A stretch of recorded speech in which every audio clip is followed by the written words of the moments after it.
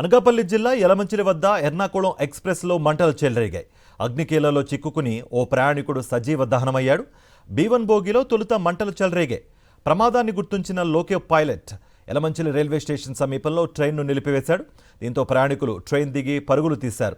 మంటల ధాటికి M1, B2 AC బోగీలు పూర్తిగా దగ్ధమయ్యాయి. ఏసీ బోగీల్లో దుప్పట్లు ఉండడంతో మంటలు వేగంగా వ్యాపించాయి. ప్రయాణికుల సామాగ్రి కూడా అగ్నికి ఆహుతైంది. మంటల్లో చిక్కుకుని చనిపోయిన ప్రయాణికుడు విజయవాడ వాసిగా అధికారులు గుర్తించారు.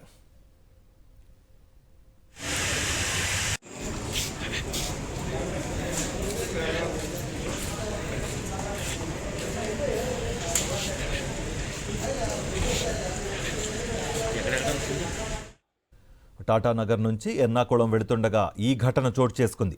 సమాచారం అందుకున్న అగ్నిమాపక సిబ్బంది 4 ఫైర్ ఇంజన్ల సాయంతో మంటలను అదుపు చేశారు.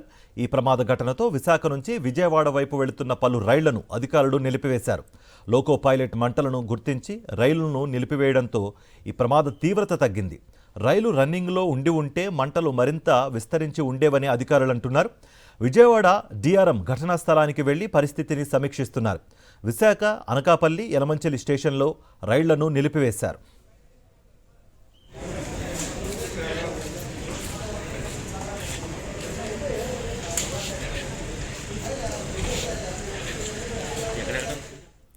ఇదే అంశానికి సంబంధించి మరింత సమాచారం మా ప్రతినిధి అనిల్ అందిస్తారు.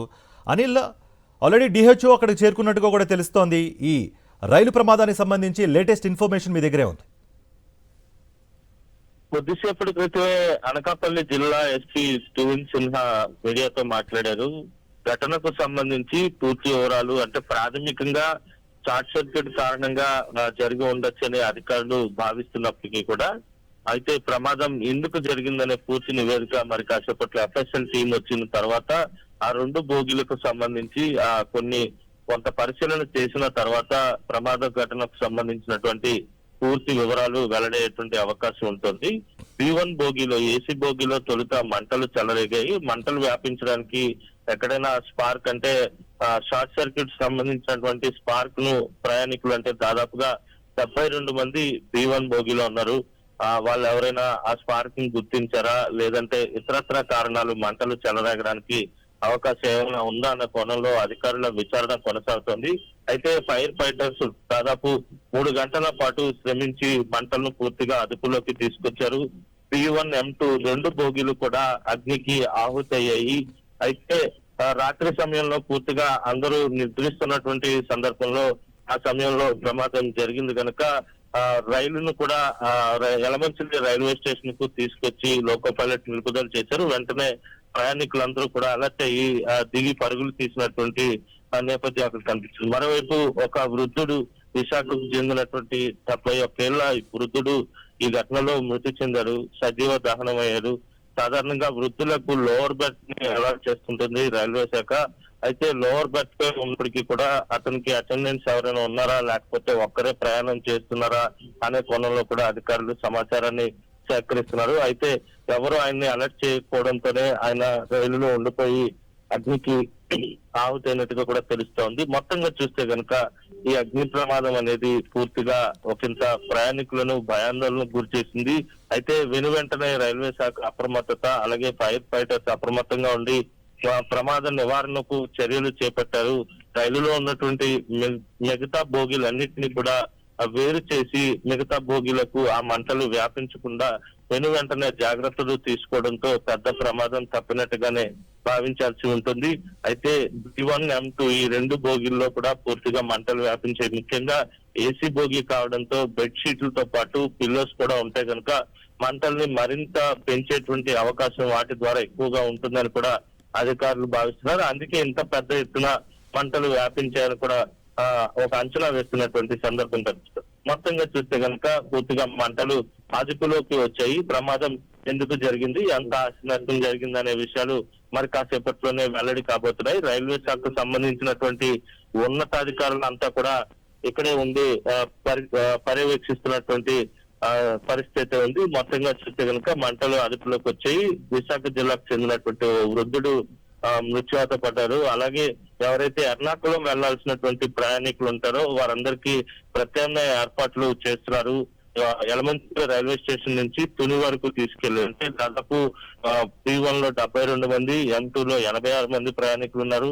వారందరినీ ప్రత్యేక బస్సుల్లో 4 బస్సుల్లో తుని రైల్వే స్టేషన్ తీసుకెళ్లి అక్కడి నుంచి ఎర్నాకుళం పంపించేందుకు ఏర్పాట్లు కూడా వేగంగా జరుగుతూ ఉన్నాయి. అలాగే రైళ్ల రాకపోకలకు కూడా తీవ్రమైనటువంటి అంతరాయం ఏర్పడుతుంది. ముఖ్యంగా విశాఖ నుంచి విజయవాడ వెళ్లేటువంటి రైళ్లన్నీ కూడా ఆలస్యంగా నడుస్తూ ఉన్నాయి. అలాగే విజయవాడ నుంచి వచ్చినటువంటి వైజాగ్ రావాల్సినటువంటి రైళ్లన్నీ తుని రైల్వే స్టేషన్ లోనే నిలిచిపోయాయి. అయితే ట్రాక్షన్ పనులు కావచ్చు, లేకపోతే రైళ్ల పునరుద్ధరణ వంటి పనులు వేగంగా జరుగుతున్నాయి. ఒకసారి అధికారులు దానికి సిగ్నల్ ఇచ్చిన తర్వాత పూర్తిగా రైల్వే యథావిధిగా కొనసాగేటువంటి అవకాశం అయితే కనిపిస్తూ ఉంది.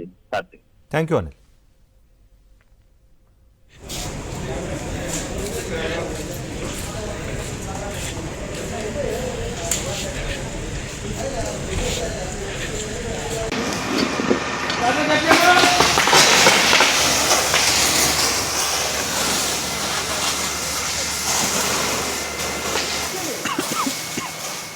हेलमेट हेलमेट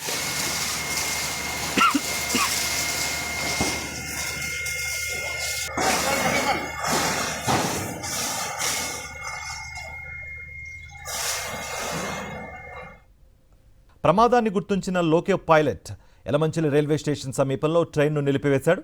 దీంతో ప్రయాణికులు ట్రైన్ దిగి పరుగులు తీశారు. మంటల ధాటికి M1, B2 ఏసీ బోగీలు పూర్తిగా దగ్ధమయ్యాయి. ఏసీ బోగీల్లో దుప్పట్లు ఉండడంతో మంటలు వేగంగా వ్యాపించాయి. ప్రయాణికుల సామాగ్రి కూడా అగ్నికి ఆహుతైంది. మంటల్లో చిక్కుకుని చనిపోయిన ప్రయాణికుడు విజయవాడ వాసిగా అధికారులు గుర్తించారు.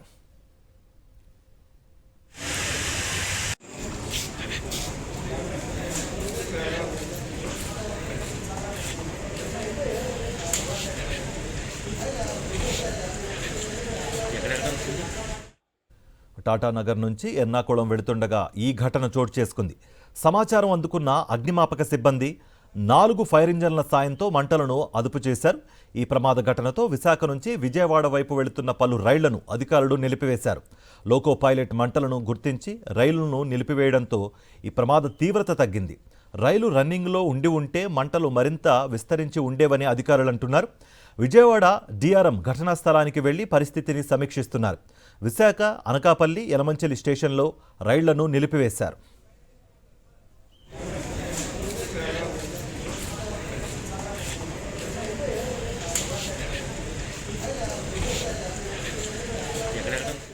ప్రమాదాన్ని గుర్తించిన loco pilot Yelamanchili railway station సమీపంలో ట్రైన్ను నిలిపివేశాడు.